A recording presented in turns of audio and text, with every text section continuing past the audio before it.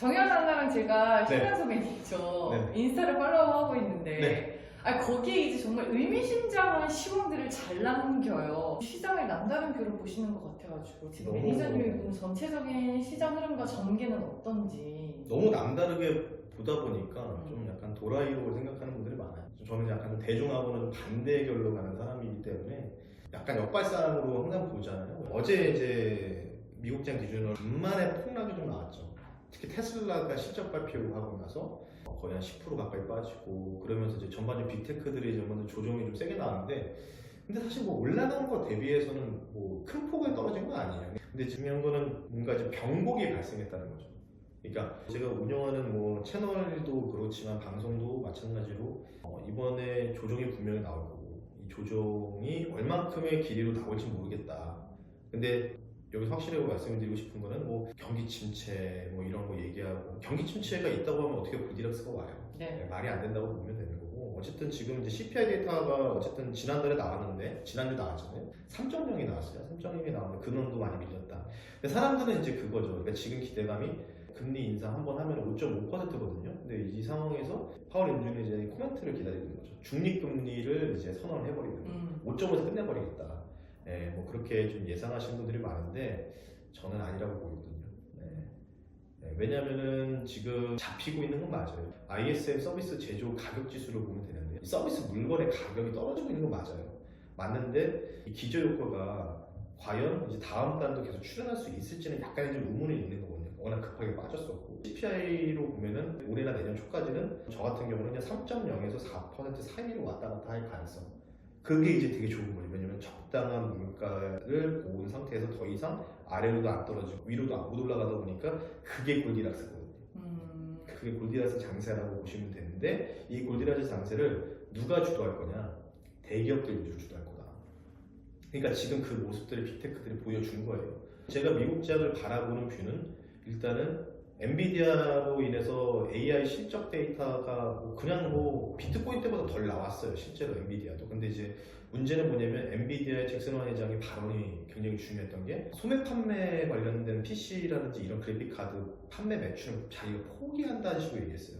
그럼 뭐냐면 데이터 센터 기업들 AI 수요 관련된 부분을 좀 이끌어 가겠다. 근데 많이는 안 만들겠다.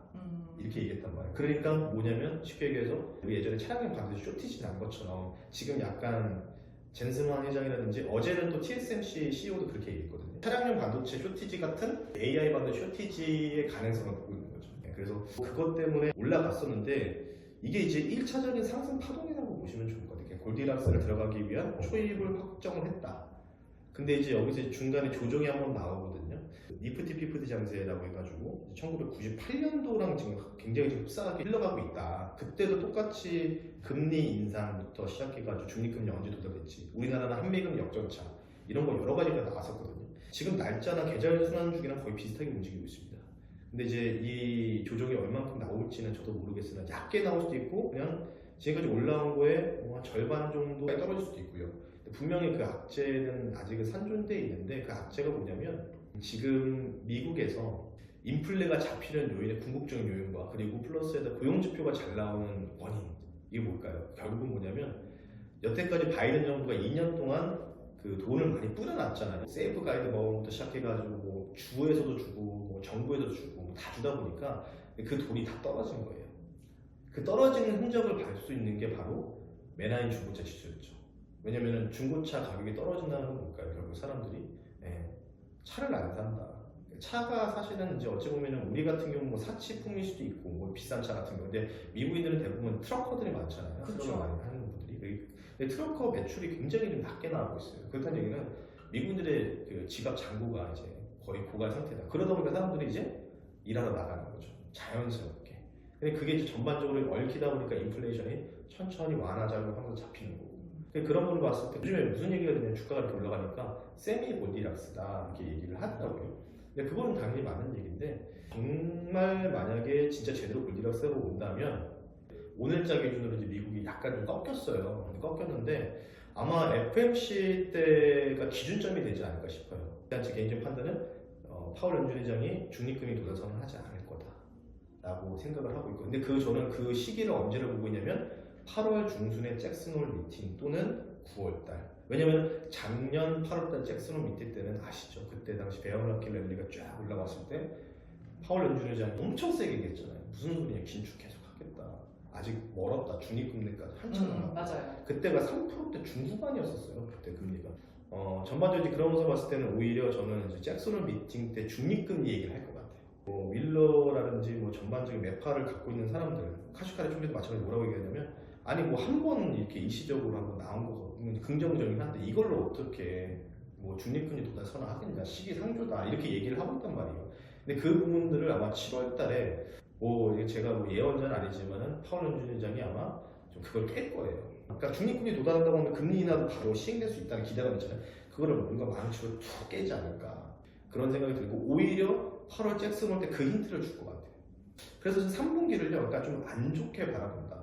그러니까 7월, 8월, 9월 사이를 조금 이제 조정 장세를 보는데, 만약에 7월 26일 날 FOMC에서 중립금리 도달 선언을 하면은 제 얘기가 틀린 거죠.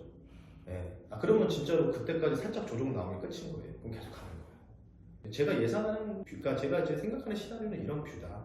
근데 그럼 골디락스 도대체 뭘로 하는데라고 생각하시잖아요. 원천이 있어요. 돈입니다. 돈이 있습니다. 왜냐면 TJ 계정이라고 미국 재무부가 갖고 있는 계정이 있어요. 거기가 지금 그 지준율 자체가 부족하다 보니까 TJ 계정을 이제 국채 발행을 통해서 채우는 거를 해야 되거든요. 근데 그거를 옛날에 3월달에 실리콘밸리 사태 때 써버렸어요. 그걸 다시 회수하는 거예요. 유동성. 지금 유동성 회수하는데 지금 TJ 계정이 이렇게 떨어졌다가 잔고가 이렇게 올라가고 있어요. 근데 이제 어느 정도 QT까지 더불어지면은 올해 한 10월, 11월까지 이렇게 쭉 채워지거든요. 그러면 나중에 이렇게 중립금리 도달 선언된 상태에서 연준이 가지고 있는 미국 재무부 TJ 계정이 돈이 왕창 있잖아요. 그럼 그때 중립금리가 이제 일정한 고금리가 1년 가까이 유지됐을 때 뭔가 문제가 발생하면 여기서 돈을 또 풀어줘요. 그러니까 그걸로 유동성으로 또 유동성 공급이 또 되면서 또 갈 수 있다는 거죠. 그게 이제 나스닥이 3만 4만 가는 시장입니다. 이렇게 좀 보시면 좋을 것 같습니다. 네. 아니 그러면 조정 후에 이 네. 리프티 피프티 장세가 온다는 거잖아요. 그렇죠. 그러면은 아까 말씀해 주셨다시피 대기업 위주로, 네. 그러니까 우리가 누구나 알만한 대형주 위주로 네. 간다는 건데, 이게 국내 증시에도 해당이 될 수 있는 사항이에요? 아니면은 미국이랑 국내는 달라요? 다르죠. 아 달라요? 그러니까 미국에만 해당되는 얘기구나. 돈의 흐름 자체가 지금 전 세계 글로벌적인 흐름의 73%, 74%가 미국 추종 ETF예요. 이건 어쩔 수가 없는 건데 항상 이렇게 물어봐요. 왜 그럼 우리나라 에코프로 같은 거 찾을 수 있지 않냐 얘기하는데, 제가 좀 들고 싶은 점은요, 지금 2차 전지가 어찌 보면 2월부터 쫙 해서 한 4월달 하고 한 달 쉬었다가 쫙 또 올라갔잖아요. 그걸 봤을 때 느꼈던 게 뭐냐면, 사람들이 이제 반도체도 그렇지만 제2의 에코프로, 제2의 포스코 퓨처엠, 제2의 이수페타시스, 제2 한미반도체 이런 거 템포가 나온다 라고 얘기를 많이 하실 것 같은데, 그게 약간 좀 나쁜 버릇이 드는 과정인 것 같아요. 그거 안 나올 것 같아요. 솔직하게. 예. 왜냐면은 그 종목들은 이제 어찌 보면은 템버거가 될 수 있게 중형주에서 대형주로 올라간 종목들이죠. 준대형주로 올라간 종목인데, 골디락스 장세는 철저하게 대기업 중심의 장세라고 보시면 될 것 같아요. 근데 이 대기업 장세가 삼성전자랑 SK하이닉스 올라가긴 하는데 어느 정도 멈추면 다른 밑에 있었던 소외받았던 다른 중대형주나 대형주들이 올라간다는 거예요. 예, 그런 약간 예전처럼 차화정 장세 약간 비슷하게 새로운 게 나온다는 거겠죠. 그래서 그런 부분들을 좀 보시면 좋을 것 같고, 개인적으로 저는 이제 우리나라가 가장 잘할 수 있는 게 뭐가 있을까 라고 생각했을 때 저는 조선하고 해운밖에 없다고 생각해요. 근데 이제 조선주 최근에 많이 올라갔을 거, 해운주도 바닥에서 대량거래 터지면서 올라왔던 흔적들이 지난 2주 전부터 좀 발생을 하고 있어요. 그러니까 저는 이런 생각이 드는 거예요. 미국이 지금 최근에도 한미일 정상회담을 되게 많이를 하고 있어요. 그러니까 안보부터 해가지고 결국 뭐냐면 중국을 견제하기 위한 거거든요. 근데 지금 선박을 만들 수 있는 게 글로벌적으로 1등이 지금 아직까지는 중국이고요. 그리고 2등이 우리나라라고 보시면 돼요. 근데 이제 조금 이제 결은 좀 다를 수 있지만은 최근에 우리나라 기술이 너무 좋아져가지고 중국을 좀 압도하고 있다. 조선 건조 기술 자체가. 그래서 지금 생각이 드는 게 뭐냐면, 대부분 반도체라고 잘못 생각하시는 분들이 많아요. 그러니까 미국이 반도체 밀어줄 걸 하는데, 지금 얼마 전에 니케이 증시가 38년 만에 최고가 기록했다 얘기 나오잖아요. 그거 왜 어떤 주가 원동력인지 아세요? 상사가 아니라 일본의 반도체 기업들이 다 날아갔어요.